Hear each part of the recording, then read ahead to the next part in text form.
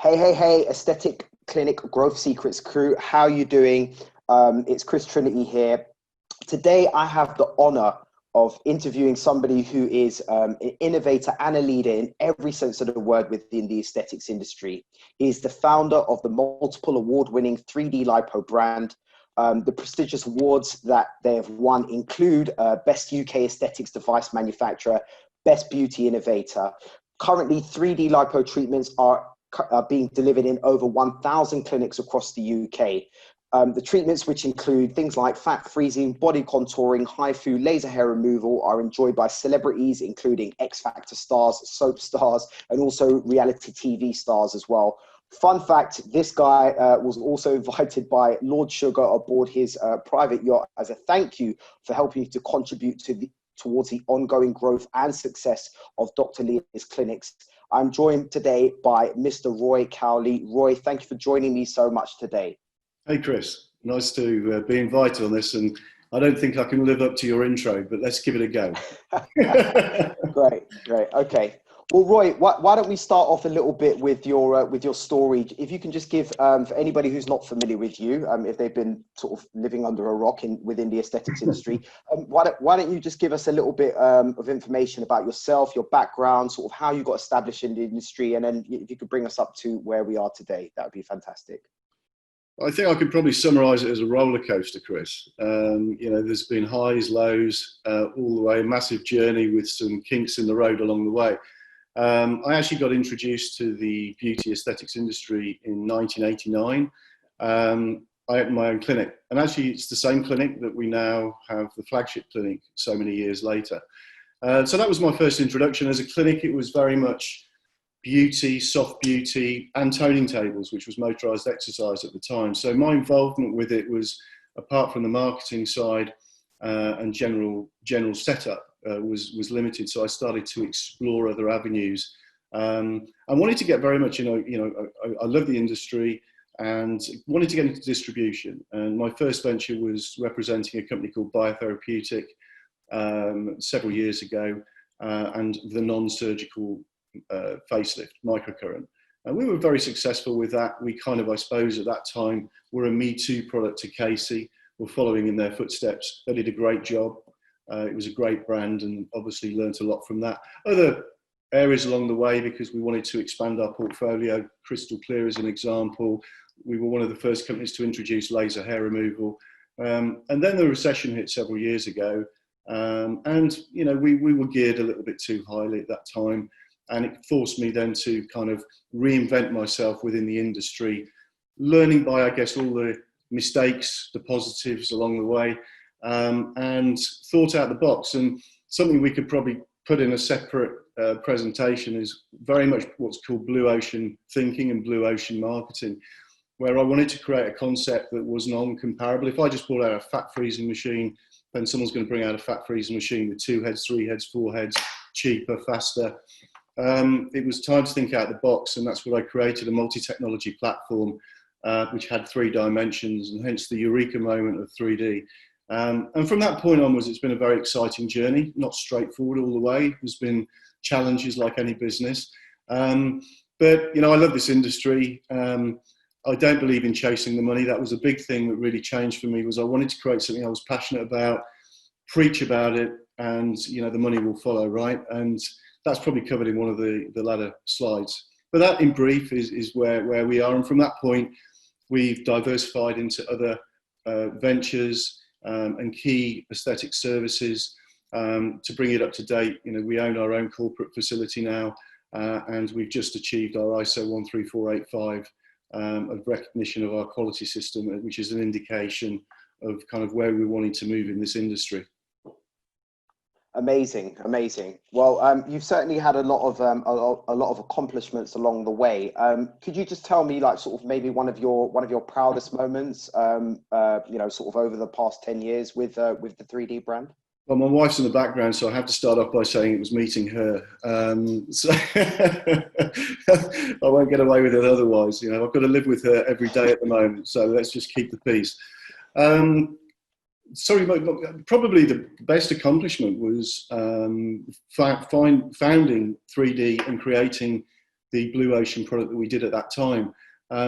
Obviously, learning by previous experience, the one thing I've always known is marketing's my thing, was that the way to build a successful brand, as well as having a USP, is to, of course, get it out there and give it a celebrity profile. You know, I'm not the first to do it, and I won't be the last, but it's certainly something that we always put behind our products.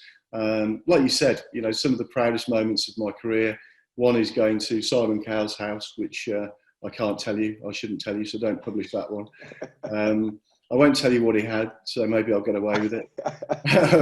Another was, like you quite rightly said, being on Lord Sugar's super yacht when it was in London, and, you know, kicking the breeze and supping some drinks with him.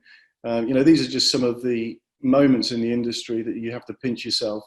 And of course, meeting a lot of the celebrities along the way that we've worked with. But yeah, it's a fun industry. There's a serious element to it, but yeah, we've had some pinch me moments, that's for sure. Fantastic, fantastic. Okay. Well, speaking about serious moments, obviously, you know, we are in a situation at the moment, and I'm going to use a word which is, you know, being used a million times on the news, completely unprecedented times. You know, something that's never happened before. Obviously, you know, I've worked through a recession in 2008, and I lost my job. I think, you know, you've obviously been through previous recessions as well, but this is unlike any other recession or any other you know, economic downturn we've ever had before in this pandemic. So what we're going to be talking about here, and Roy's very, very kindly decided to share with me his strategy and his overview for how he believes that his clients in clinics should be focused on moving forward now from this situation when everything does reopen, moving forward on July 4th, which is I believe the official date that we currently have in the industry. Obviously, that's subject to change. But Roy, what I want to do is basically share a presentation that Roy's put together, and very, very kindly shared the strategies with us as well on this presentation. So I'm just going to bring that up for us. And then, you know, we can show everybody who is watching this some of Roy's ideas about how we can move forward as an industry now. Just to correct you on this, because my designers normally put slides together. I didn't put that together. You did, Chris. That's okay. That's okay. All right, no worries. So, so this is our talk on basically how to recession-proof your aesthetic business now moving forward. Okay, so. Roy, can you just explain this to me a little bit? So you've made the statement here. You know, that my experience with the COVID-19 pandemic has been a faff.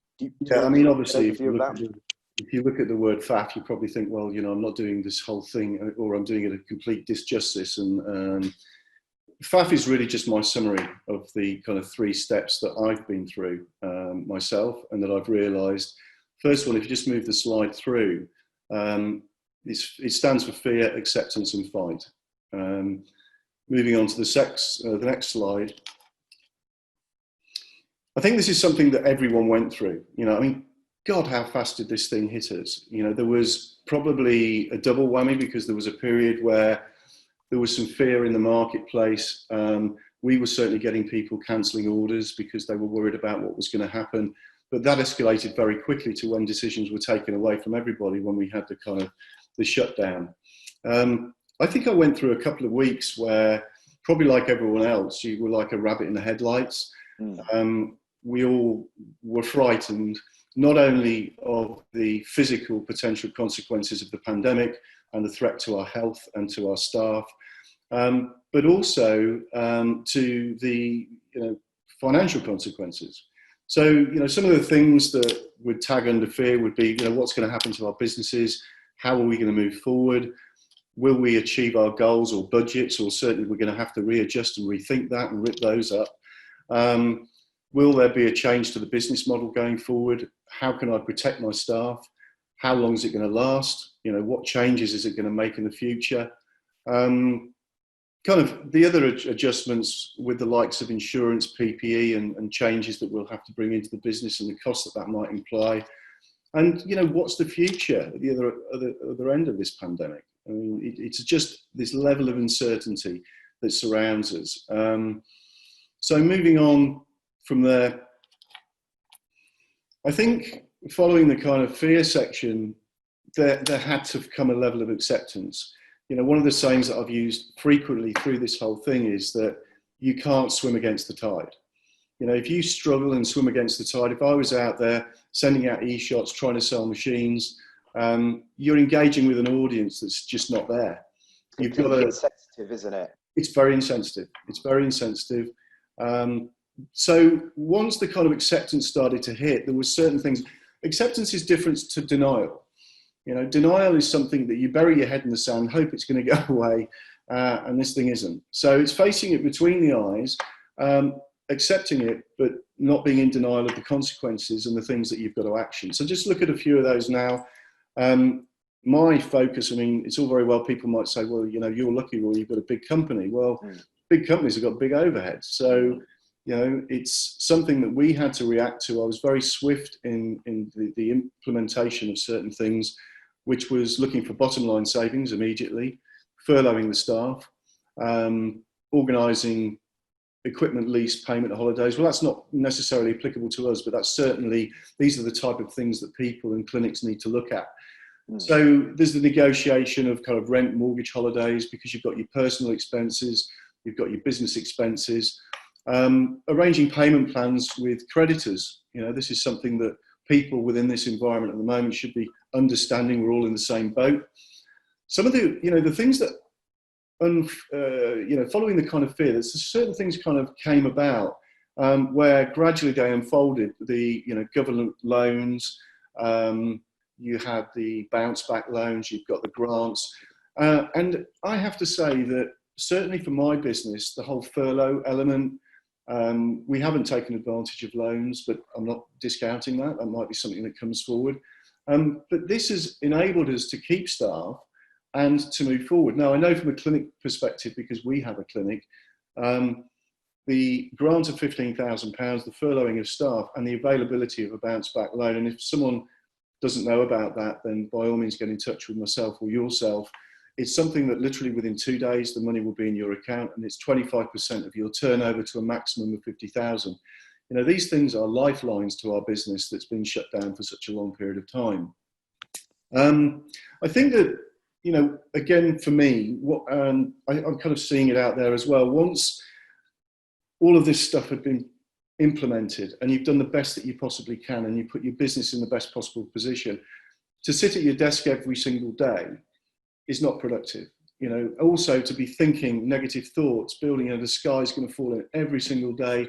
You've got to kind of accept where you're at, deal with it, put it in a box. And then, of course, there was adapting to the new norm and making the best of your time, right? And this is what we're seeing in bucket loads all over the TV. Captain Tom, you know, all of the things that people are getting up to out there, cooking, gardening. I'm actually probably one of the only people that's lost half a stone through this thing. And that's not with 3D-lipo, by the way. That's just moving soil and gardening, and my nails have never, I need a manicure, let's face it. But it's a time where, you know, we've been thrown into this position where we can spend more time with the family. I tell you, there's going to be a lot of positives come out of this as well as negatives. I don't want to underestimate the negatives, but, you know, people, you know, there's good to be had here too. Agreed. So, agreed. Can I just ask you a couple of questions on that? Yeah.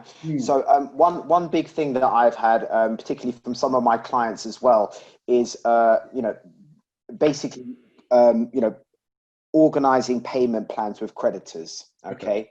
Now, can I just ask you, from your point of view here, what is the best way for somebody to go about sort of contacting and getting in touch with their creditors? Because I think there's a lot of fear around, you know, getting in contact with creditors, or sort of, you know, negotiating payment holidays. So, you know, how would you go about doing that if you were a clinic owner, for example? I think, I mean, the one thing that is unfortunate is that a situation like this creates anxiety. You know, all of the reasons we said about the fear. A lot of people are very anxious generally about the unknown, what's going to happen for them, their family's personal life and business life. That doesn't help when you're also having to face picking up the phone and creating more anxiety to a creditor. Mm. But the one thing about it is that you can't hide away from these things. It's better to be, there's two things I would say. One is cash is king, okay? You've got to protect your cash, because, you know, that's once you've run out of that, you've got nothing left. And I'm afraid in this time, it is a bit, it's a war. So, you know, that might come at the consequence of someone else receiving your cash. But I think, only to be fair to them, a lot of clinics, you know, first of all, they will have had the grants, they will have got their staff on furlough, and the bounce back loan is free money. You don't have to repay it. Even if you don't need it, apply for it. You know, if that money is in your account, you know, if you're turning over 200,000, you've got £50,000 and your overhead isn't going out. Yeah. So, well, you've got a very slow burn rate. So I would strongly suggest that you would draw that down. You would come up with, even if you could afford to pay the creditors everything, maybe just offer to pay them across the next 3 months. And I think most people would be amenable to it, but don't ignore it. You know, just face that, get up one day, say, today's when I'm going to talk to my creditors, get on the phone and do it, you know, step by step. There may be some tough decisions, but people have to be understanding in this climate. Yeah, for sure. Can I just make a point as well, with regards to the bounce back loan? First of all, I think that's an absolutely excellent initiative from the government. Yeah, and I think the terms are like very, very favourable, and you know, things like this don't come around, you know, often at all. But one thing I just want to say here is that I think it's important, and this is just my opinion, and maybe you can chime in on this, yeah, that if you are going to use if you are going to take a loan and you're going to use that money effectively, you know, that it's important to ensure that you're using that money towards something that will drive sales, you know, when things are sort of back up and running. Yeah. So, don't sort of invest in things like, you know, oh, I'm going to buy a new company car or something like that. You know, focus on investing in things that are going to help you to drive, you know, more sales in your company. Or, you know, I mean, what are your thoughts on that, Roy? Would you agree with that, or do you have a different perspective? No, I have exactly the same perspective. I mean, it's, you know, obviously I'm going to say invest in capital equipment, but no, it's, as I said, cash is king. I think the most important thing initially is to make sure that you potentially draw that down so that you've got comfort. You mentioned July the 4th. Is it July the 4th? Are we going to get a second spike?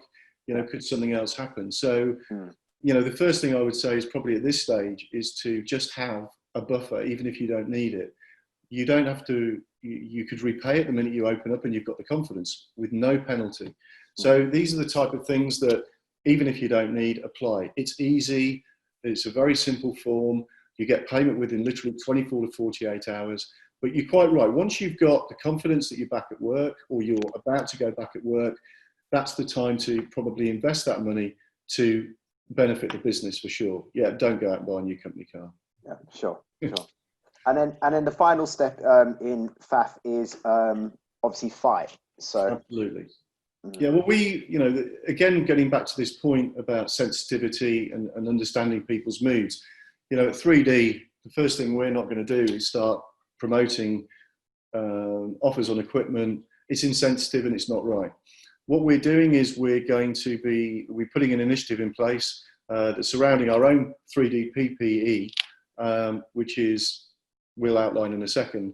But on the last point, which is where we're at now, is this point about fight. The fight itself is kind of upon us right now. And if we move on to the next slide. Sure. And actually, just referring back to the previous slide, it's a bit like I said before, that we get to the point where we've done everything we can do. I like to refer to it as, you know, the lion sleeps. If we were still kind of gnawing things through in our mind, trying to get the odd sale with a skincare product, you know, it's really mentally wearing. It's better to almost park, sleep, and conserve the energy for the fight that's about to come. And these are all the things that people have been getting up to, as you see. But now is the right time to start to switch that brain.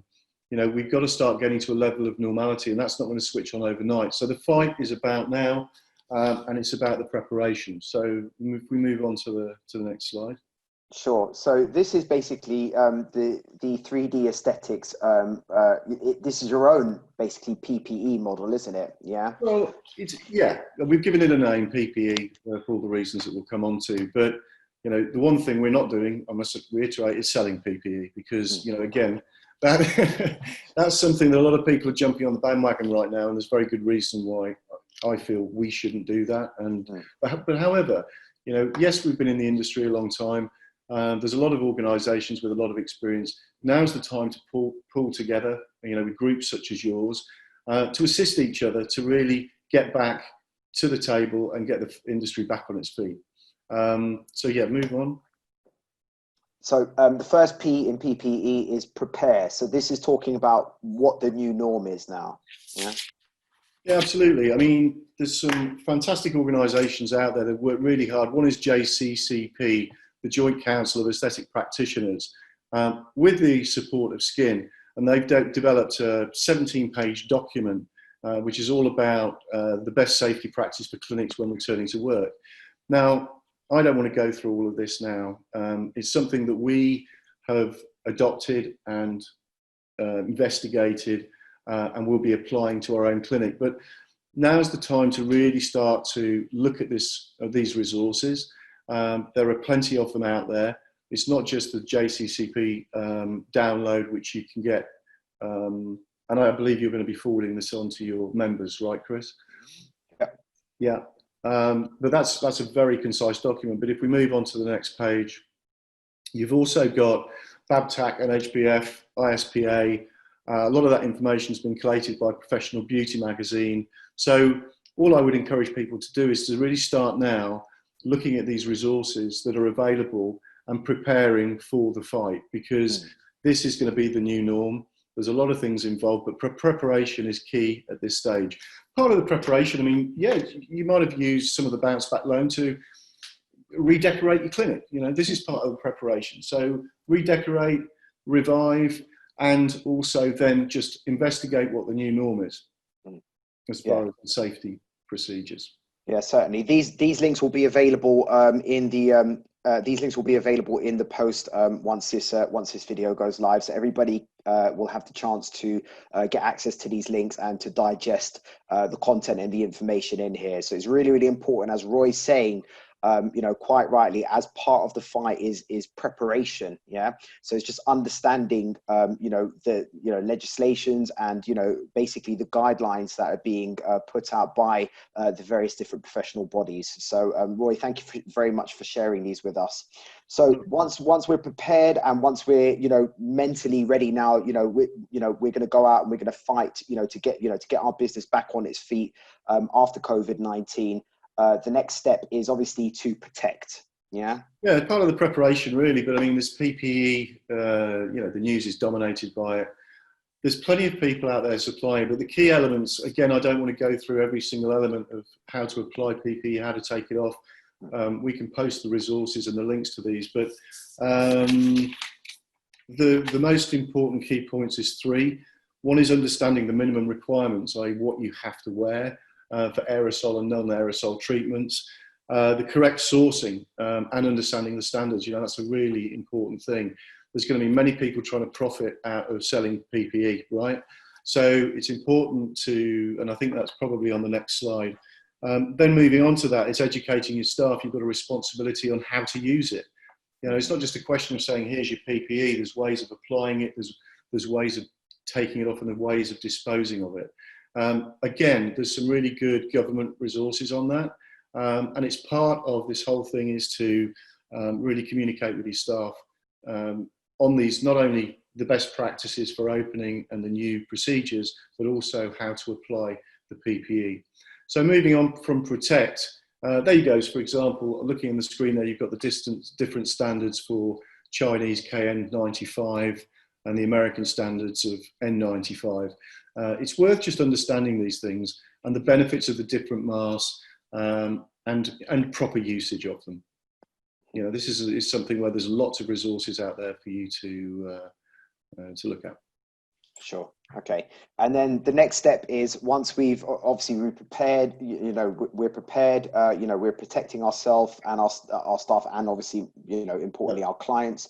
The next step is obviously to educate. And this is really, really important. This is a really, really important step here, Roy. And, It is. This breaks down into sort of, various different parts, but, let's talk a little bit about sort of educating. Yeah, I think that, there's a question that I've been asked that I reviewed yesterday, which is very valuable about the kind of bounce back of the industry. The thing is, it's really difficult to measure. The reason is there are two barriers to people going back through the door. One might be financial. I mean, don't get me wrong, there's an appetite. Let's be honest, there's an appetite. People want to go to clinics, they want to get their hair cut. I mean, I'm lucky. Somebody watched YouTube for 5 minutes and did not a bad job. So I've seen some horrendous haircuts. but people are going to want to have an appetite. But look, what are the barriers? We've got to appreciate what the barriers are. The barriers are two things. One is financial. We can't underestimate the fact that people's circumstances might have changed. But also the second barrier is that they're worried about their health. Should they be going in and having a facial? Should they be having that one-to-one contact with somebody?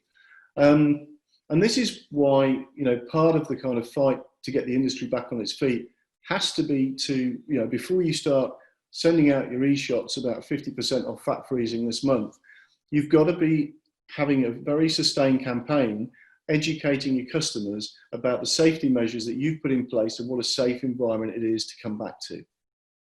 That's key. We've got a bit of detail on that, I think, on the following slides, haven't we? Yeah. So these are the steps. These are the steps that Roy is putting together for. No, I'll correct you on that. This is resources that are out there that I've collated. So I've not created it. I've just copied it. No. Okay. All right, that's fine. So, step one is obviously pre-appointment. So, just a note on this, yeah, right. In terms of like actually executing this, you can do this in a number of different ways, right? So you can send this out via email to your new and existing customers. You can send this out via Facebook Messenger, or you can use an SMS. You can also basically create a video, which is a really, really good way of engaging your audience, and basically send this to your customers, and deliver it via, let's just say WhatsApp or Facebook Messenger. So, Roy, talk us through the step one, which is the pre-appointment. Yeah, just to point out, Chris, all the steps we're going through now are actually collated on a document, which I think you're going to refer to afterwards. Yes. This is something, I mean, we've all seen it, and I don't want to discriminate and say older people, but you can just imagine when you open your doors that you get a very familiar client, an older client, come to you and give you a big hug, because some people just don't seem to get it, what's going on at the moment, which is why it's important to educate people. You're quite right, there are several ways of doing that.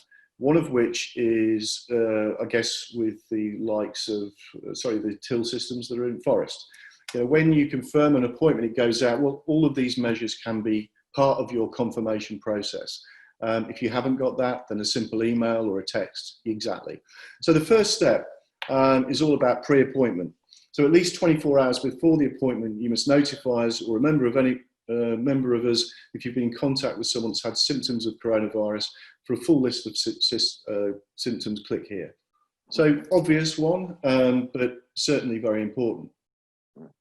So step two is arrival. Okay, so these are outlining steps on arrival. Arrive for your appointment on time to avoid getting, I can't actually see some of this because your picture's in the way. Oh, okay, sorry. Anyway. That's fine. I can read through the, can you see it now? There you go. If you want to read through them, but I think that, again, what we can do is forward this information on to your members so that they can have the full document. But it's all about just making sure that we're embracing, the best form of social separation by staggering appointment times, wearing face masks, all of the measures that are in place. Mm-hmm. Okay, so that's what you do. If you want to read through them, by all means. Yeah. I mean,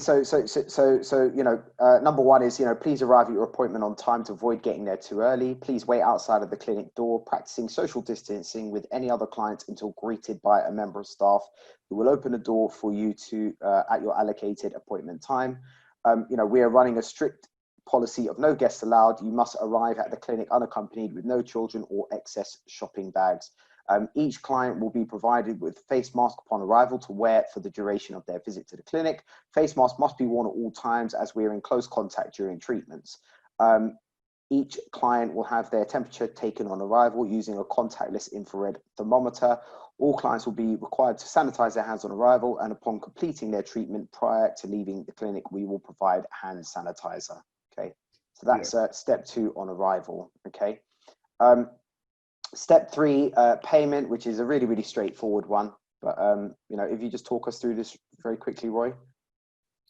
Well, yeah, I mean, obviously key to, as most places, to really take payments by card, not to take payments by cash. It's common sense. And also, most clinics are being, and this is part of the actual guidance on best practices, to mark an area around the reception desk to ensure social distancing. And educate people that they need to stay behind that. It's pretty straightforward, but again, this is all forms part of the preparation of the clinic and the markings out and various other things. I mean, one of them that I saw there was, and it's common sense, but you wouldn't necessarily think about it, no magazines in reception. Because people are, anything that they can interact with, leaflets, brochures, it's kind of not to be. So, yeah. Okay, so that's step 3. Step 4, post-treatment.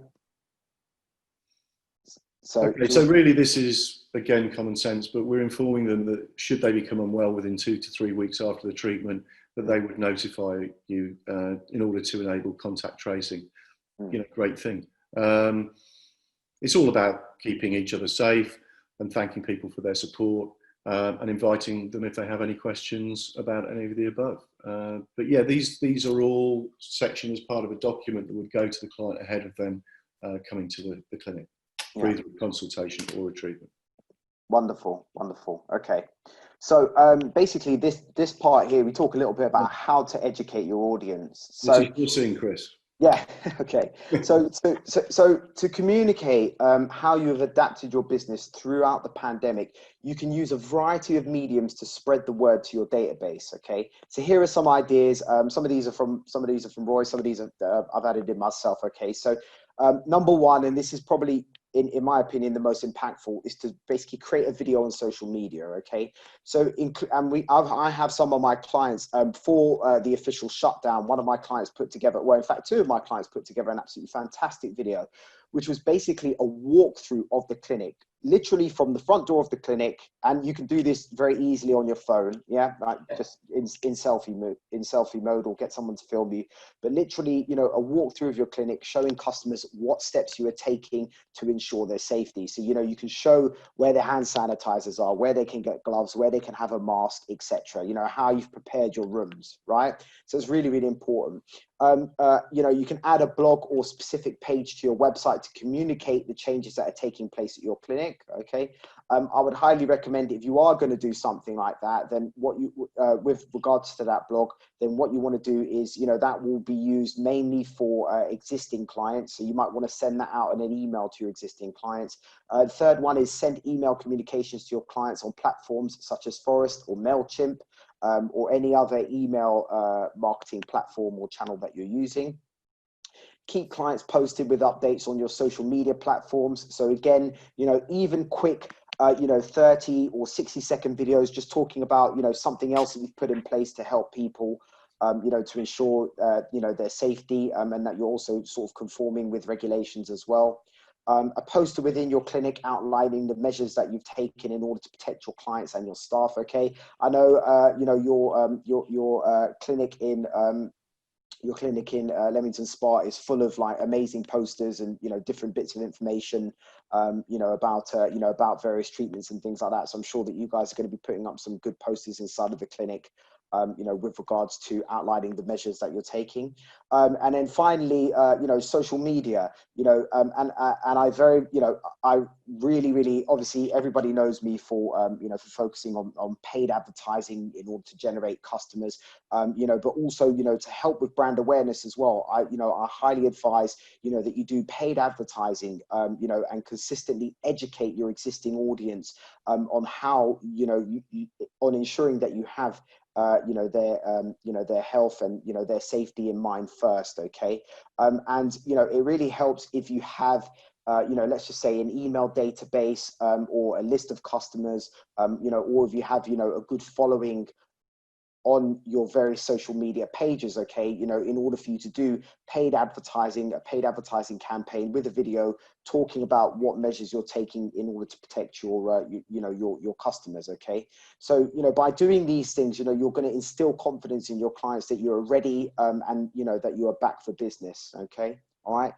Roy, do you have anything to add on to that in terms of how to educate your audience, or different tactics that people can take? Not really, no. I think that, but I can't emphasize enough the importance of this. This isn't about, a lot of people's minds turning to the fact that, what promotions are we going to run? Are we going to offer discounts?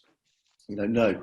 Before you get there, you've really got to this is the key, because like we said, yes, some people might not be able to afford the treatments, and their circumstances might have changed.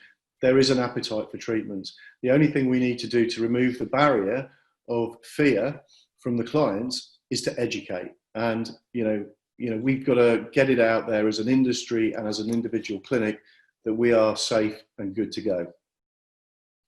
Wonderful. I love what you said there. In order to remove, because obviously we spoke about the two barriers, the financial barrier and then the health concern as well. And you said in order to remove the barrier of fear, we have to lead with education. Yeah, totally. Yeah. Fantastic. I mean, there's nothing we can do. People have been off. There is definitely an appetite. Hairdressers, treatments. We're already getting feedback from the clinic that I want to book my laser hair removal course. People have been doing what when they've been away. I can't get a hold of flour at the moment, Chris. Yeah, that's because all you lot out there are making cakes. But the good news behind that is that they're also eating them. So therefore, people are putting on weight. I'm one of the few people that have lost it. There you go. Yeah. We'll talk afterwards about how we can do it. But no, seriously, there is an appetite. There possibly is a barrier with money. There's definitely going to be a barrier with fear and concerns for health. If we can certainly remove that fear, then you're going to increase your chances, certainly over your competition. If somebody has got more confidence in your clinic because of the way you're communicating it, then you're going to win market share because of that. Fantastic. Well, Roy, I absolutely love these steps that you've walked us through here. You've now very kindly basically decided to answer some questions that we have from our community within inside of Aesthetic Clinic Growth Secrets. So we have some questions from we were absolutely inundated with questions, flooded with questions, but I've picked out some of the best questions that we've been asked inside of the Aesthetic Clinic Growth Secrets group here. And you've very kindly basically invited yourself to answer them. So we'll go through some of the questions that we have here. This one is from a lady called Emily Milner. She is the founder of EVJ Training Academy. She also has a clinic as well. She does treatments as well inside of her clinic. So she asked 3 really good questions. I was trying to pick one, but I just couldn't. So, I've listed them out here. So question number 1, she has asked, during the 2008 recession, salons and clinics were the first businesses to be affected by the economic downturn. Due to the rising popularity of aesthetics in the media, certainly, with celebrities across the world, do you see it bouncing back quicker this time around? It's a great question. Firstly, hi, Emily. Very cheeky looking sun in the background there. It's something which is a difficult one. I have been given these questions in advance and I have had time to reflect on it. But in 2008, actually, the industry is very resilient to recession. It has been proven to in the past. And I've opened a business in a recession, closed a business in a recession, and here we are again.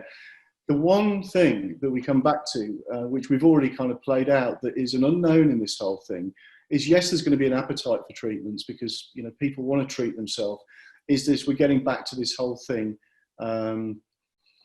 about the fear, because we've got one added thing to this recession is it's a pandemic. You know, there's a threat to people's health.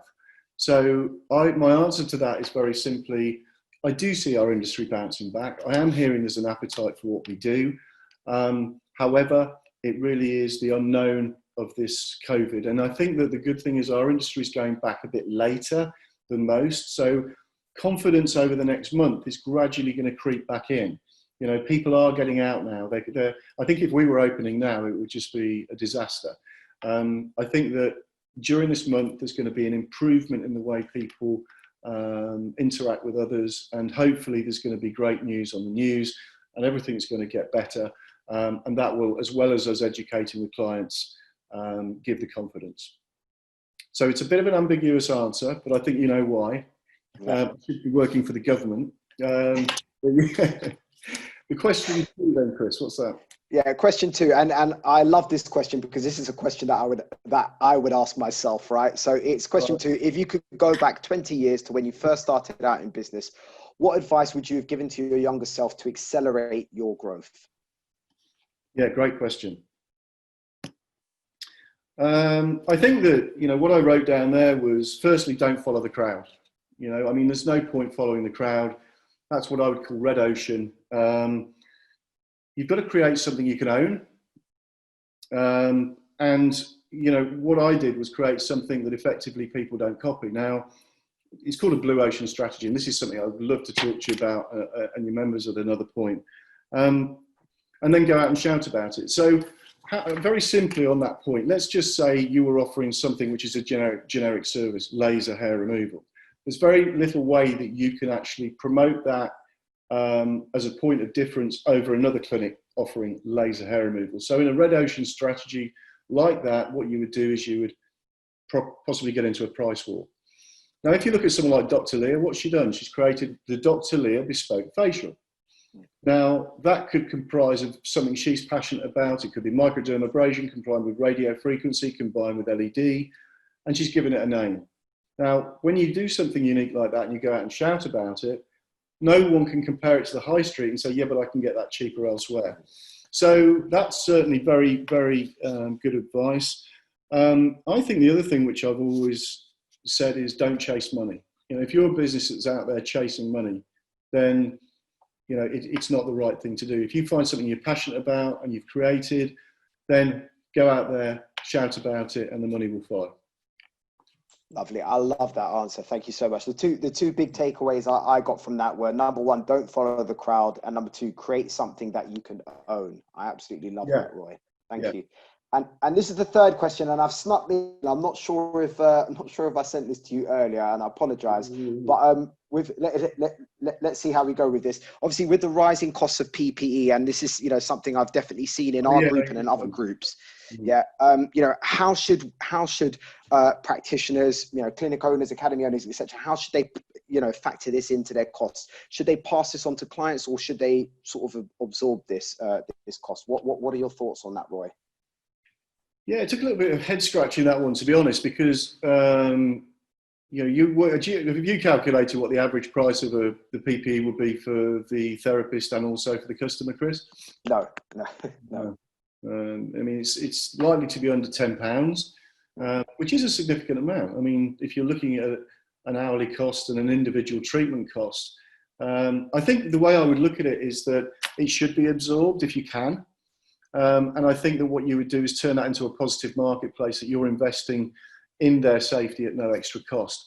But it's also a bit of a naive answer, because if some of these services are a nickel and dime, then it's going to be very difficult to absorb it. So I think my answer on that would be, it's dependent on maybe on the service.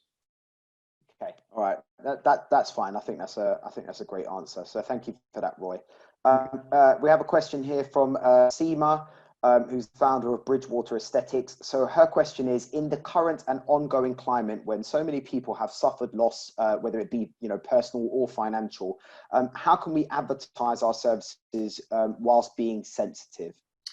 Yeah, we kind of covered this already to a degree. And yeah, for sure, I'm in the same boat. You know, it's going to look crazy if I'm going out there trying to push PPE or trying to push machines at this stage.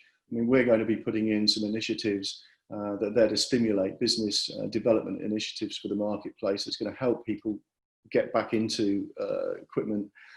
But as far as the question is concerned, I think that, again, we're back to the point that it's down to educating. It's down to really getting out there with an education message about safety measures to reassure your customers.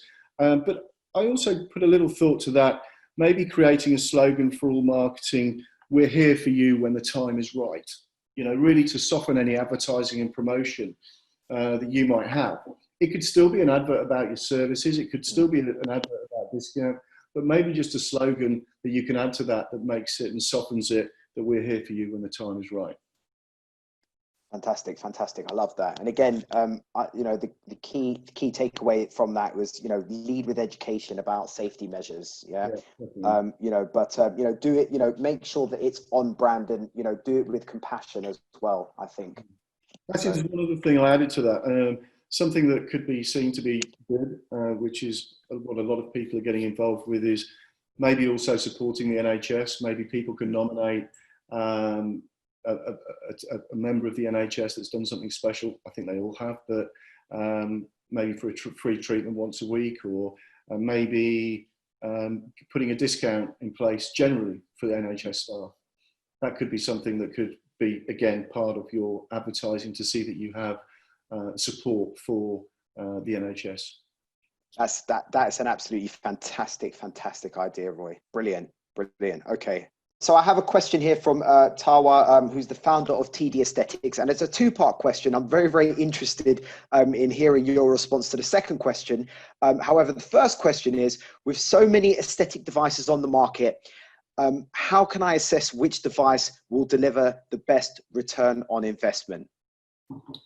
Okay, yeah, quite a lot of points on this one. Hi, Tara. I think, firstly, it's looking at some of the dynamic services that are out there. So it's investing in something which is not necessarily a trend, but is being sought after. I mean, some of the most dynamic services in 2020 that we saw were the superfacials, body contouring, including the new HiFem, which is electromagnetic muscle stimulation, which is a hot new trend. Staples, of course, being laser hair removal. I think the key to getting your ROI is not to overspend on a device, especially when it's in a competitive arena like laser hair removal. I mean, I see so many people that will go out and spend £70,000 on a laser hair removal device, and you know, you're really putting a mountain ahead of you to, in a competitive environment, make that work financially and get a good ROI. I think also to get a good return on investment, multi-technology platforms have become increasingly popular because their utilization is higher. You're obviously going to get a better return on investment. And I think the other thing you've got to consider also is a lot of the commercial elements, which is treatment speed, consumable costs, ongoing warranty costs, these type of elements that will deliver and ensure you deliver the best ROI. Fantastic. That's a brilliant answer. Thank you for that, Roy. And then the second question, I'm really excited to hear your response to this. Yeah. With so many device manufacturers on the market and new ones popping up each day, what is the best way to assess which brand to invest in? And just before you answer that, I've been very fortunate enough to sort of be invited to speak at events like Aesthetic Medicine Live and Professional Beauty, etc.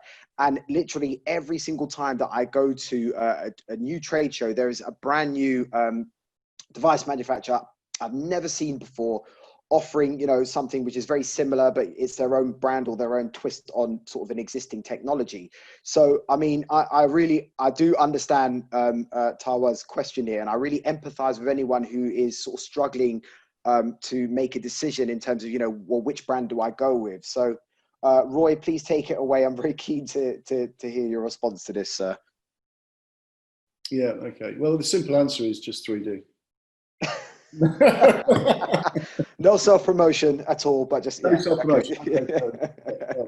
I think, you know, it's a really good question, joking aside, and there's so many things that we've got to answer on it, because, you know, I think the importance of it is the company that you're dealing with. I mean, we all know that we get, you know, caught up with the twinkly lights of a trade show. You know, people see their stand, see the glitz and glamour, have the flashy salespeople. And it's really what's behind that that's most important. I mean, some of the important things to consider are proper backup from the company, i.e. a strong team for customer service, engineering and training.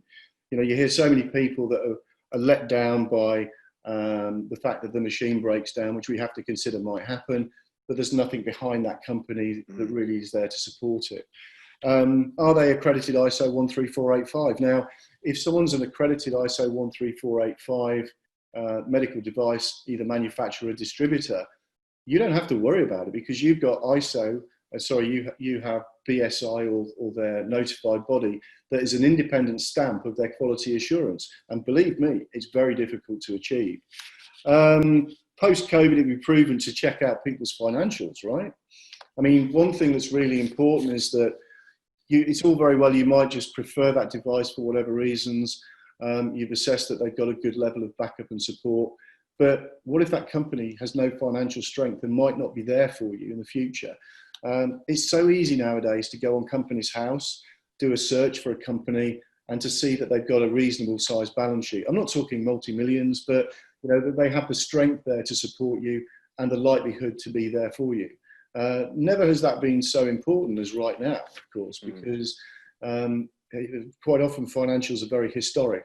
They're certainly about a year old, and a lot has changed in this last 4 months.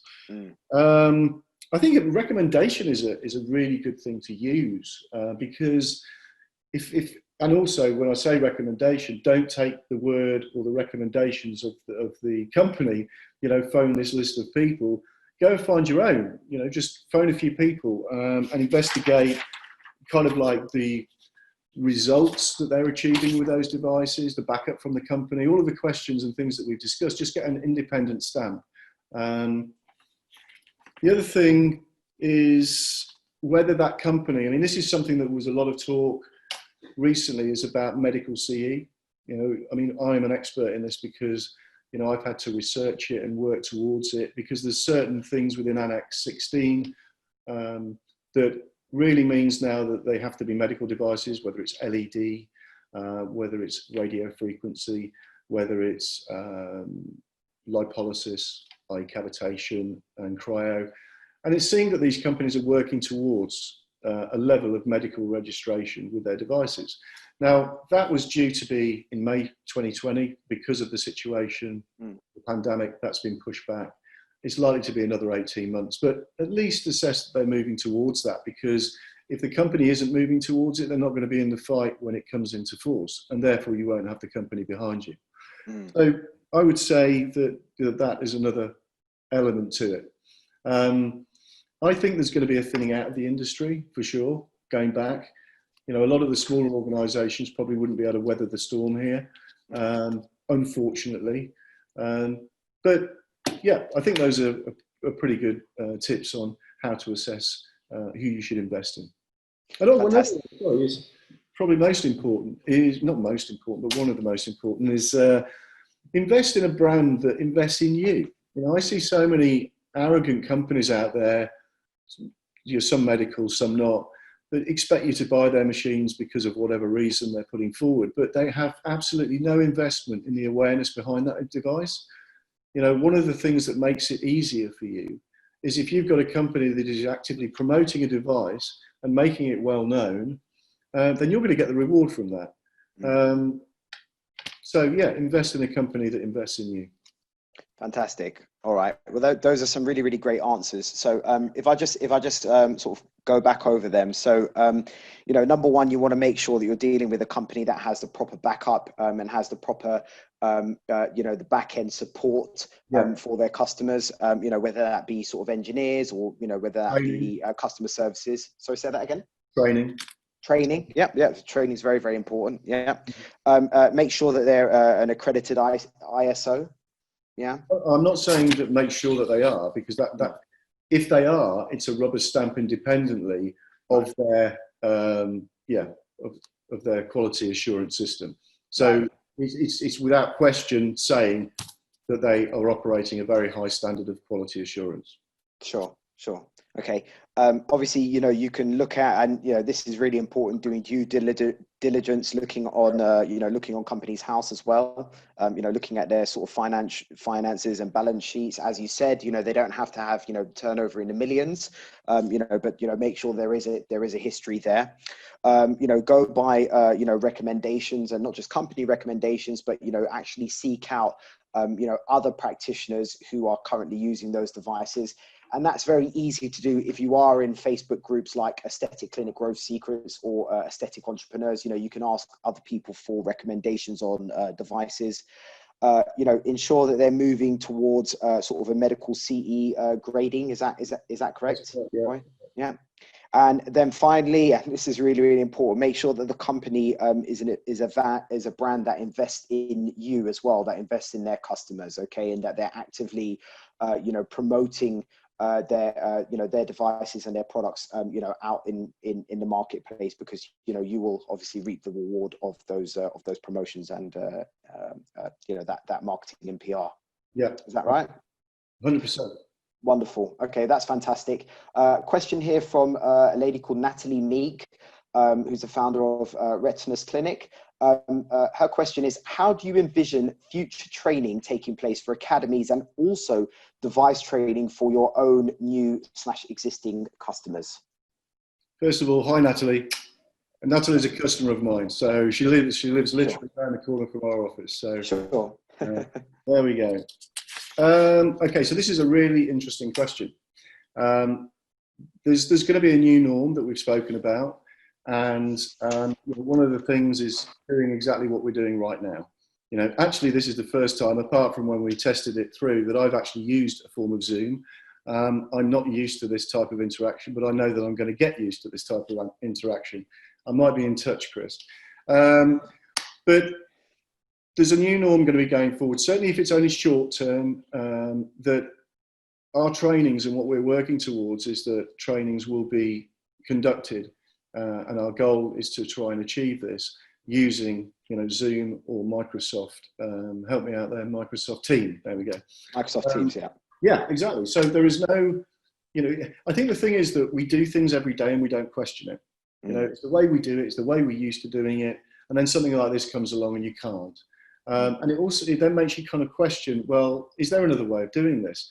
And yes, there is. And if we can conduct both practical and also theory via this type of medium, there are many advantages. Some of those actually are not the ones you'd expect, but environmental benefits. I mean, we have 100 people a month coming through our training facility.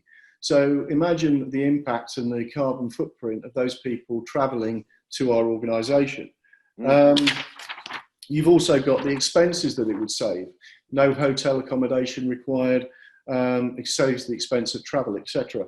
And also the safety benefits for staff and customers. I mean, there's going to be a whole new way of working within the office with social distancing and everything else. For training, that's going to be very difficult. So it's going to remove a lot of the complications and risk within my business. But also there are some other spin-off benefits as well. I'll probably have a chat with Natalie actually and see what she thinks about that personally, but I think it's something that we have to aim towards achieving for our business. And I'm sure many other organisations will do the same. That's fantastic. So I personally really do believe that, now technology is definitely going to take the forefront, especially when it comes to, training academies and things like that. Obviously, anything that can't be done sort of hands-on, technology is really going to take the forefront now. And, I think you've quite rightly said, sir, that, we just basically have to adapt, don't we? As business owners, as business leaders, we just have to adapt, and we have to go with the, with the changes that are happening with the times. As the saying goes, is it smooth waters don't make skilled sailors? Is that right? Or am I butchering it? Yeah, no. I like my phrases. I haven't heard that one. So yeah, sure. well, Yeah. Yeah. Smooth waters don't make skilled sailors. Yeah. So we have to adapt, and we have to bring ourselves up with the changing times. You do. So that's a great question. And then Sukhjit, who's the founder of Saj Beauty, asked this question. And I think we sort of answered this a little bit earlier. Do you believe we should cut our prices in order to entice more customers? Hi, Sukhjit. What are your thoughts? Yes. I mean, this is an obvious one. It's where our minds automatically go. But I think, like anything, at any time, it's time to think out of the box. The easiest thing in the world to think is, let's just discount and fight against that. But, we spoke about this earlier about red ocean versus blue ocean strategy. And if your business is very much a red ocean strategy where your price list is very much comparable with the rest of the high street, then it's obvious that one of the only ways of competing is to discount. I think that you've got to make your offering attractive at this time, for sure. But there are kind of other ways of doing that. And I think that my simple answer is yes, you can. But the other way you can do it is add value. So by selling courses and adding free treatments to that, gift with purchase, this type of thing, maybe the discount has got a higher value to you than maybe an item that has a high value to them, but a low cost to you, if you see what I'm saying. So there are more ways of making things attractive.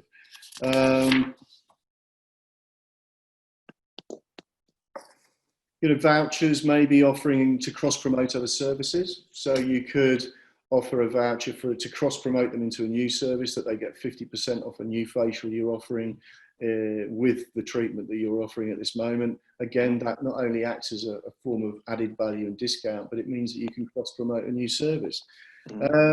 So yeah, that's my answer to that. And what's your thoughts on that, Chris? Yeah, so involved in a lot of promotions. Yeah. Well, including promotions that we've done with your clinic in Leamington Spa.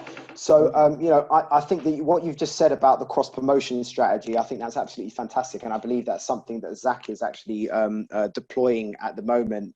What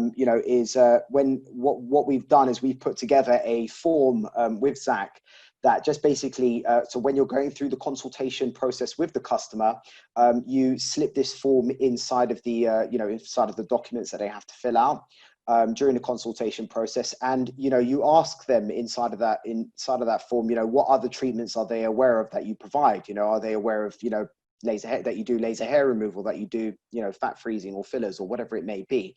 And then at the end of that, you can ask, would you like a promotional offer on this particular treatment, yes or no? And a person can fill that out on the form, and then you can include that during your conversation with them as well. And you can ask if they would like to have that treatment done that day or on another day. So yeah, that cross, certainly that cross promotion is very, very important. And I completely agree with you in terms of adding value. And I think what you said really importantly when you were referring to Dr. Lear is creating something that you can call your own. So yeah. Brand a treatment, as your own special treatment. Brand it as your own. Yeah. So like for example with McDonald's, McDonald's have the Big Mac, but ultimately it's just it's a burger, isn't it? It's just two. Oh, it's more than a burger. I'm missing that. I'm missing it. Same here. But it's just ultimately, if you look at the Big Mac, it's just a burger. If you look at the Quarter Pounder, it's just a burger. But they branded it as it has their own brand name. Right. So definitely think about how you can brand the treatments and the various different services that you're offering as being your own treatments, that you can only come here to have this treatment done. For example, the Saja Hollywood facial. Okay, so we've just created. There you go. Bingo, boom. The important thing about that is that as I said about passion for a business. So Sukhjit would come up with a facial that she's passionate about. So it would be maybe her thing is microderm, maybe it's also RF, maybe it's about layering. No one treatment does everything. So it's creating the ultimate facial. But that layering is down to her to create something that she's passionate about and giving it a name. Now, how can you then put that out there at a price point that someone can say, well, I can get it cheaper down the road? And this is where, this has always been my passion. I mean, it was about my understanding of this concept when I went out and marketed a microdermabrasion machine.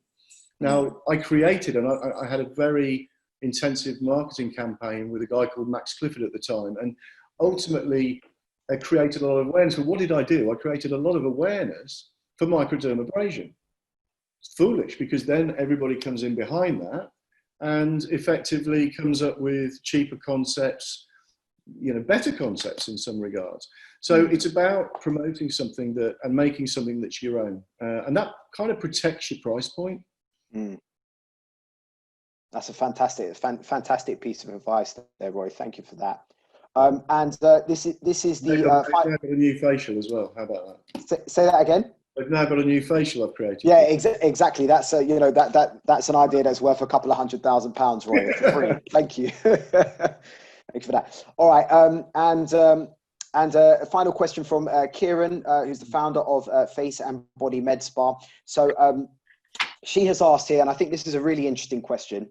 And I've spoken to a couple of our clients actually who have sort of floated this idea about. But do you believe that shifting our business model towards a monthly subscription / payment plan would help those who want our services, but maybe are struggling financially to be able to justify the costs?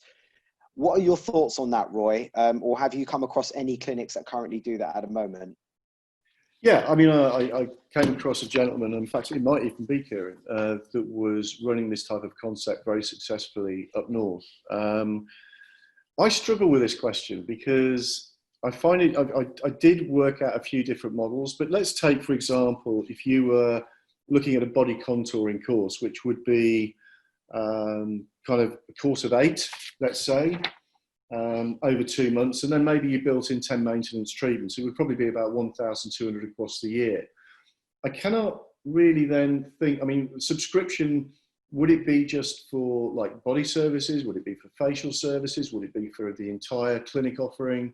And if so, how would that work as far as, I mean, certain treatments require a course. Now, if they were paying over a year, they had all the benefit, of course, in the first 8 weeks, and stopped paying, then there's some risk. So yeah, I think the advantage of a subscription system is it keeps your clients close, but I don't really understand the model, if I'm totally honest with you, when looking at things that require courses and not just maintenance and one-off treatments. I mean, what's your experience with that, Chris? I personally don't know anyone that has successfully basically put this model into their business, and I do think it would be very, very if you were to think about this here, this particular model, I think it would be very, very dependent upon the type of treatment that you're offering. So I don't think it would be a good fit for things like body contouring, or let's just say laser hair removal, which is brought in courses. Right. It might be some sort of, again, this is thinking outside the box and creating something that's your own. It might be some sort of facial package or something like that the person comes back every 5 weeks or whatever it may be to come and have this this maintenance treatment done, for example. So I think if you were to create something like that, then I think it would work well. However, for other treatments, I personally can't think of right now. Personally, can't think of any way that that particular business model would work for those type of treatments. No, I get that. And by the way, Kieran, you're clearly not the man I was dealing with up north. I was going to point that out, but yeah. Yeah, I wasn't looking at the picture. So firstly, I commend you for thinking out of the box. And if you have made a subscription model work, I'd love to hear about it. Let us know. Maybe you don't want to share that idea if you're making it successful. Sure. Yeah. All right. And that is it. That is our final question, Roy. I just wanted to say, that was like absolutely, that's like a business masterclass, which we're going to be putting inside of the group for completely free. Maybe I should think about charging for it. I don't know. But you've got to cover my fee after all. Yeah, say that again. You're going to have to cover my fee after all. Right, exactly right. Yeah. So but that was absolutely amazing, Roy. I thank you so much for that. Roy, do you have any parting thoughts that you would like to bestow upon us? Well, I think the obvious one is keep well, keep safe, look after your mental health. I think that this is underestimated, what people are going through at the moment. I feel for everybody in the current climate. I'm very passionate about my industry. I'm very passionate about a lot of my clients. and I want to be at the forefront of making this thing work and getting our industry back on its feet. There is uncharted territory ahead for all of us. But like some of the things I alluded to is cash is king, safety is paramount, and health. But let's join a fight together. And I think the important thing is that with groups like yours, that you communicate successes, you communicate fails, and we work together to get the industry back on its feet. Fantastic, Roy. And Roy, I know that you're not personally on social media, but how can people, if they want to get in contact with with anybody in your offices, how can they go about contacting you guys? What's the best on method? Facebook, following us on Twitter. I mean, our website has got all of the links for that. We're certainly going to be instrumental in assisting the industry going forward. Yes, we're going to be doing some business stimulation ideas as well behind our equipment. So yeah, by all means, please follow us on social, and hopefully you'll benefit from some of the ideas that we're coming forward with. Yeah, wonderful, Roy. Roy, thank you so much. This has been absolutely fantastic. Much appreciated, sir. But again, thank you very much for answering all of those questions and for giving us your strategy moving forward. Much appreciated.